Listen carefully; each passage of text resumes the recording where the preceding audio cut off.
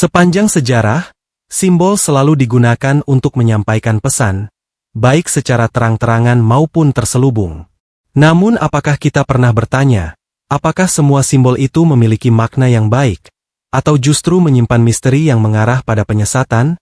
Dalam video ini, kita akan mengungkap 10 simbol yang diduga memiliki keterkaitan dengan agenda global yang tersembunyi. Tonton hingga akhir dan tentukan sendiri, apakah ini kebetulan atau sesuatu yang lebih dalam. Shamshi-Adad V. Shamshi-Adad V adalah Raja Asyur yang berkuasa sekitar abad ke-9 sebelum Masehi. Kekaisaran Asyur dikenal sebagai kerajaan yang sangat agresif, menaklukkan wilayah dengan kekerasan dan penyembahan terhadap dewa-dewa pagan seperti Asyur dan Ishtar. Namun, ada hal menarik yang ditemukan dalam simbol-simbol kekuasaannya. Pada beberapa relief, Shamshi-Adad digambarkan mengenakan helm bersayap dan membawa tongkat kekuasaan yang menyerupai simbol dewa pagan kuno. Simbol ini kemudian banyak diadopsi oleh kerajaan-kerajaan setelahnya. Bahkan ada yang menyebut bahwa bentuk simbol kekuasaan ini masih bisa kita lihat dalam lambang-lambang organisasi modern. 2. Basilica of Esquipulas. Basilica Esquipulas di Guatemala adalah salah satu tempat suci bagi umat Katolik di Amerika Latin. Namun, jika kita melihat lebih dekat, ada unsur-unsur arsitektur yang menyerupai simbol okultisme dan kepercayaan pagan.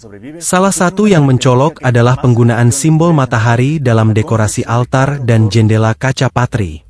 Dalam banyak kepercayaan kuno, matahari bukan hanya lambang terang dan kehidupan, tetapi juga memiliki konotasi penyembahan dewa-dewa pagan seperti Ra di Mesir dan Sol Invictus di Romawi.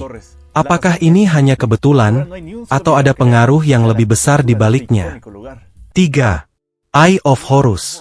Mata Horus, juga dikenal sebagai Wadjet, adalah simbol perlindungan, kesehatan, dan kebangkitan dalam mitologi Mesir kuno. Namun, dalam era modern, simbol ini sering dikaitkan dengan kelompok-kelompok yang dianggap memiliki agenda tersembunyi. Kita sering melihat simbol ini dalam logo perusahaan besar, seni, dan bahkan pada struktur bangunan pemerintah. Sebagian orang percaya bahwa ini adalah bagian dari sistem pengawasan global yang digunakan oleh kelompok elit untuk mengawasi dan mengendalikan dunia. Apakah benar ada koneksi antara simbol kuno ini dengan pengaruh di zaman sekarang? 4. Pope Mitra. Topi mitra yang dikenakan oleh paus terlihat unik. Namun jika diperhatikan lebih lanjut, bentuknya sangat mirip dengan simbol kepala ikan yang digunakan dalam penyembahan Dagon, dewa laut yang disembah oleh bangsa Filistin dan Babel. Dalam banyak relief kuno, para pendeta Dagon digambarkan mengenakan topi yang hampir identik dengan mitra paus. Apakah ini hanya kebetulan, atau ada hubungan yang lebih dalam antara ritual keagamaan kuno dengan praktik di zaman sekarang?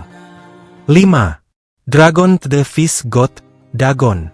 Gambar relief Dagon dan simbolnya dalam budaya kuno. Dagon adalah dewa yang disembah oleh bangsa Filistin, Asyur, dan Babel. Ia sering digambarkan sebagai makhluk setengah manusia, setengah ikan. Para pendetanya memakai jubah berbentuk ikan, yang beberapa orang percaya memiliki kesamaan dengan pakaian liturgi dalam beberapa tradisi agama modern. Jika kita melihat lebih luas, penggunaan simbol ikan tidak hanya terbatas pada Dagon, tetapi juga masuk dalam berbagai budaya lain. Apakah ada pengaruh dari kepercayaan kuno ini dalam praktik keagamaan saat ini? 6. Audience Hall of the Vatican. Gambar aula audiensi Paulus VI di Vatikan, dengan fokus pada bentuk kepala ular. Jika kita melihat dengan saksama, arsitektur aula audiensi Paulus VI di Vatikan memiliki bentuk yang mencurigakan. Jika dilihat dari perspektif tertentu, bangunan ini menyerupai kepala ular, lengkap dengan mata dan sisiknya.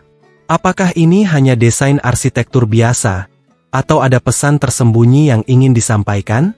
Banyak yang percaya bahwa simbol ular selalu dikaitkan dengan kekuatan jahat sejak zaman dahulu.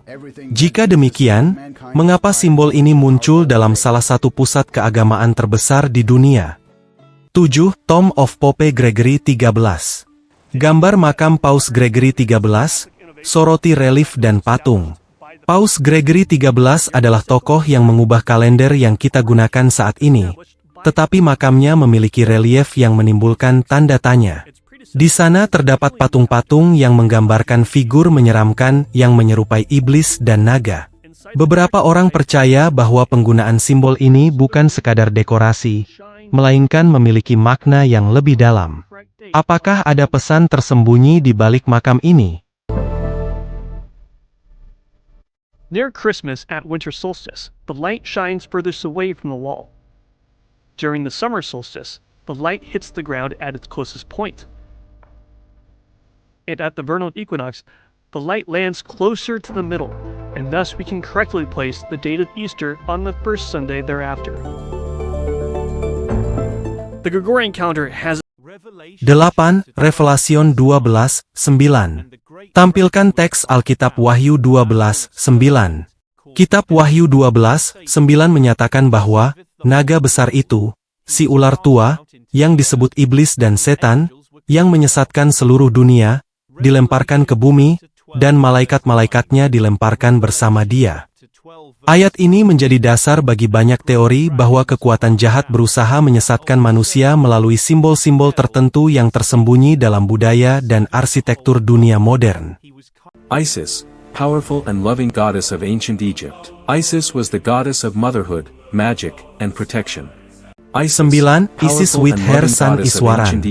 Gambar patung Isis yang menggendong Horus, lalu bandingkan dengan ikonografi lain.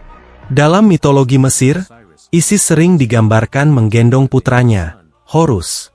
Jika kita melihat lebih dalam, ikonografi ini mirip dengan gambar Maria dan Yesus yang banyak ditemukan dalam tradisi Kristen. Apakah ini kebetulan, atau ada kesinambungan antara kepercayaan kuno dan kepercayaan modern? 10. Exodus 20:3-5. Teks Alkitab Keluaran 20:3-5. Keluaran 20:3-5 dengan jelas melarang penyembahan terhadap patung atau berhala. Namun, mengapa praktik semacam ini tetap ada hingga kini? Apakah kita tidak menyadari bahwa banyak simbol kuno masih digunakan dalam budaya modern? Kesimpulan, apakah semua ini hanya kebetulan, atau ada agenda yang lebih besar di baliknya? Simbol selalu digunakan sebagai alat komunikasi, tetapi pertanyaannya adalah, untuk siapa dan untuk tujuan apa?